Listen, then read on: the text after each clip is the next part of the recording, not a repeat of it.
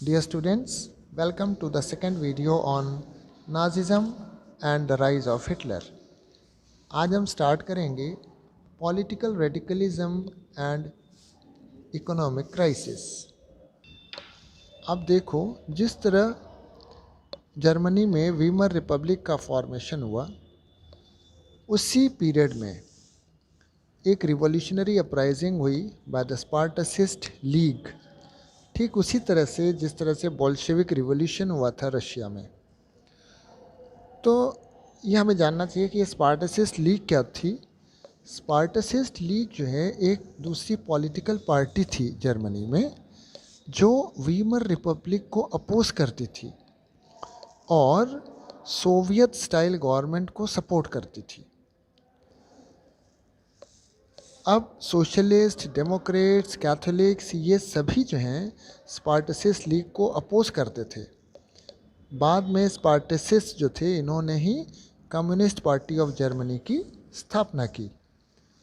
तो इस तरह से Spartacist League was another party that was opposite to Weimar Republic and supported the Soviet style government.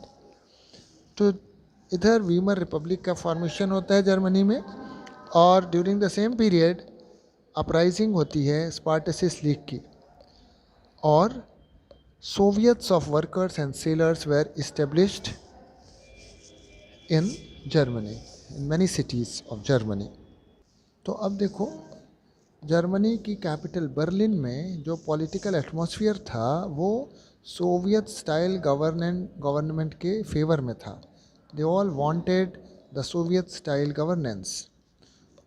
और जो लोग इसके खिलाफ थे, जैसे कि सोशलिस्ट, डेमोक्रेट्स और कैथोलिक्स, उन्होंने क्या किया, वो वीमर में वो लोगों ने मिलकर एक मीटिंग की और डेमोक्रेटिक रिपब्लिक की स्थापना के लिए इन्होंने प्रयास किए। They just discussed. Weimar Republic जो थी, इसने उनकी अपराइजिंग को क्रश किया, दबा दिया। फ्री कॉर्प्स नाम के ऑर्गेनाइजेशन की सहायता से वीमर रिपब्लिक ने इस अपराइजिंग को दबाया, जो कि इन्होंने सोशलिस्ट, डेमोक्रेट्स, कैथोलिक्स इन लोगों ने की थी।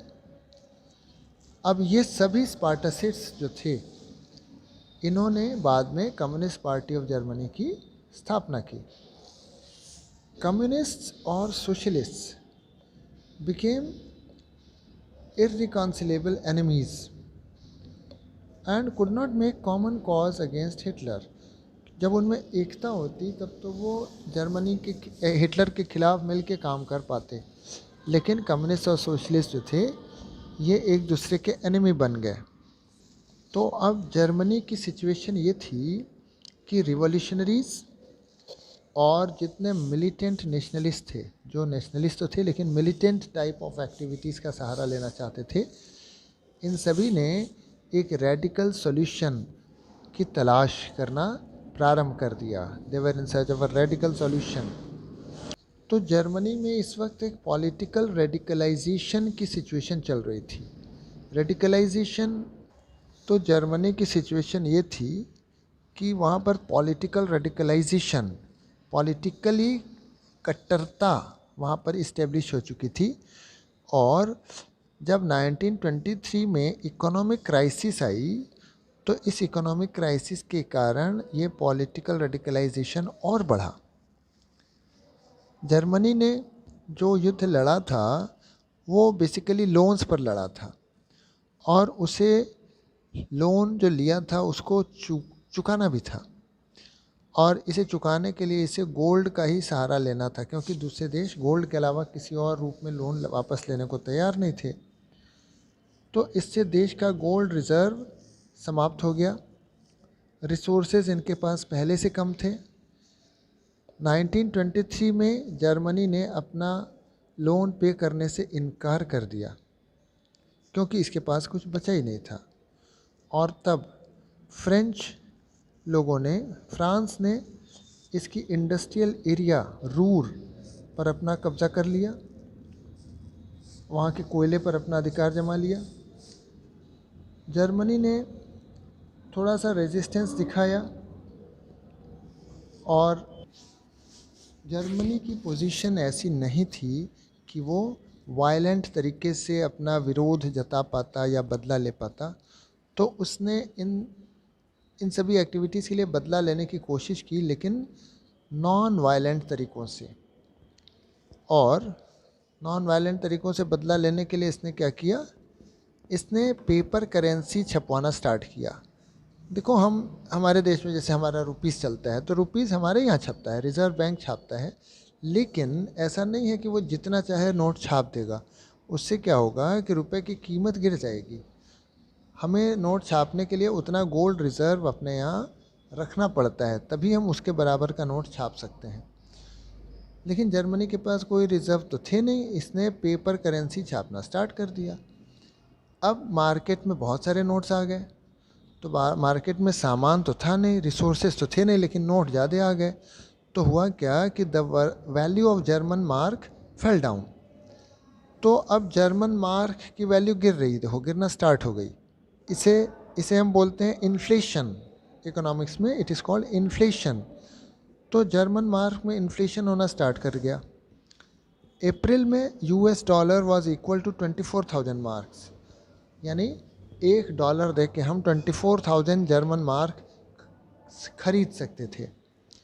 जुलाई में आते आते इसकी वैल्यू हो गई 3,53,000 मार्क्स।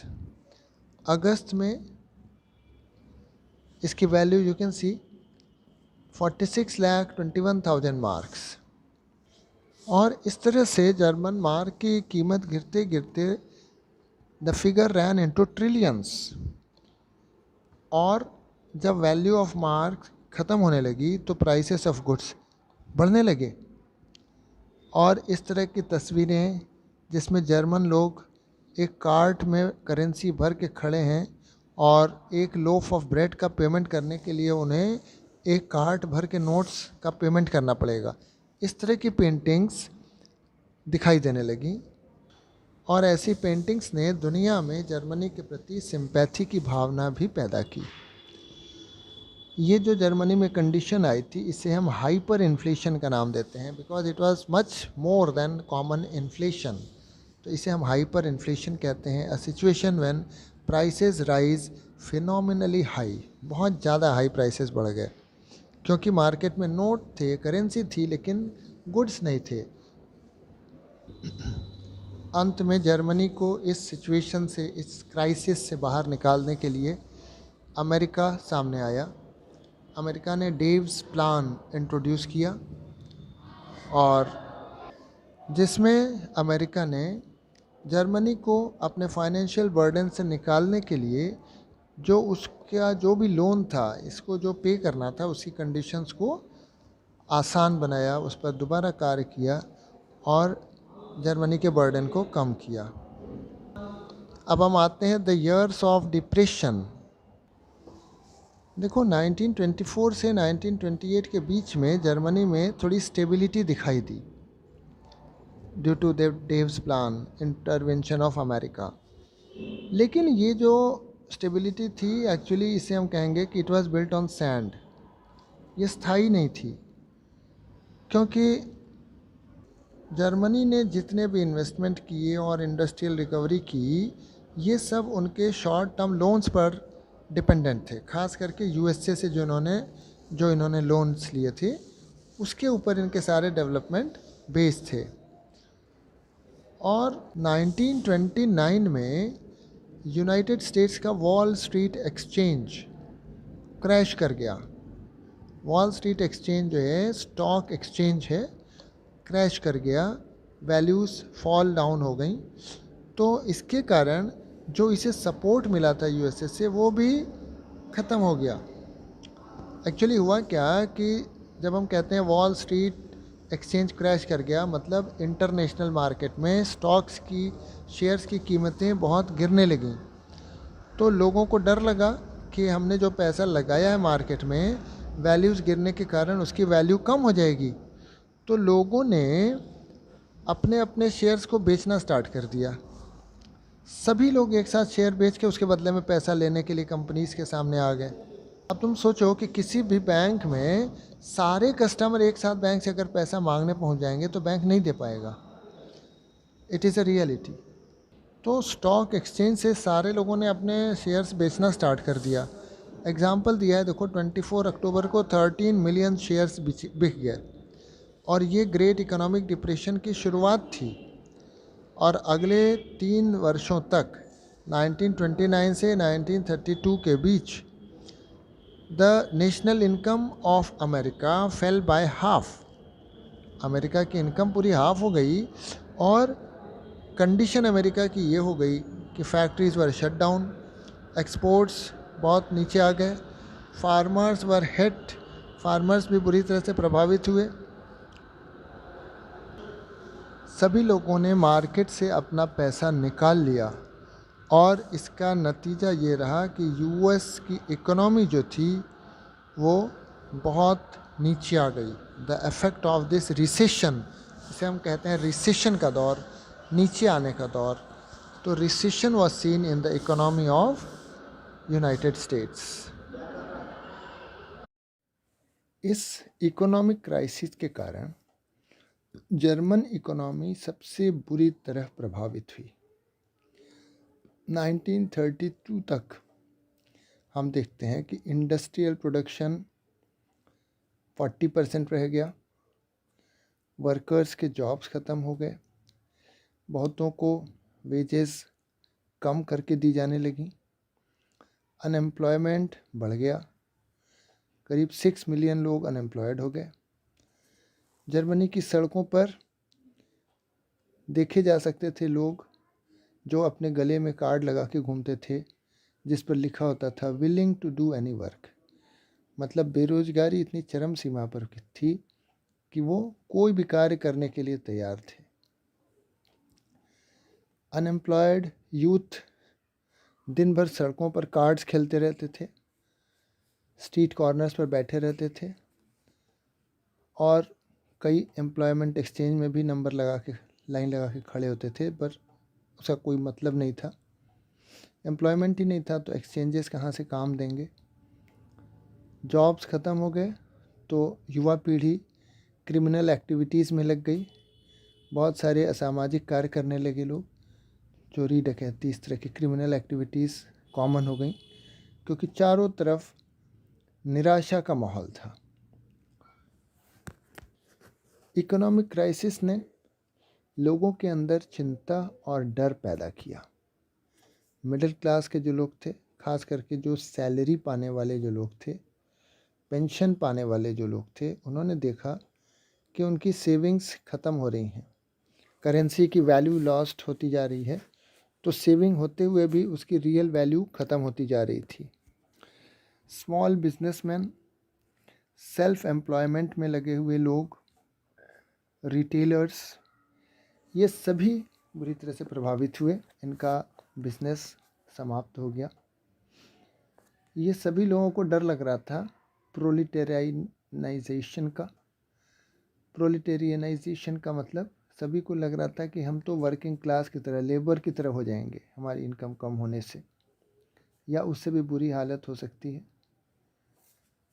ओनली ऑर्गेनाइज्ड वर्कर्स जो थे, यानी कि कुछ ऐसे वर्कर्स थे जिन्होंने अपने आप को ऑर्गेनाइज करके ग्रुप बना के रखा था, तो उनकी हालत कुछ ठीक थी।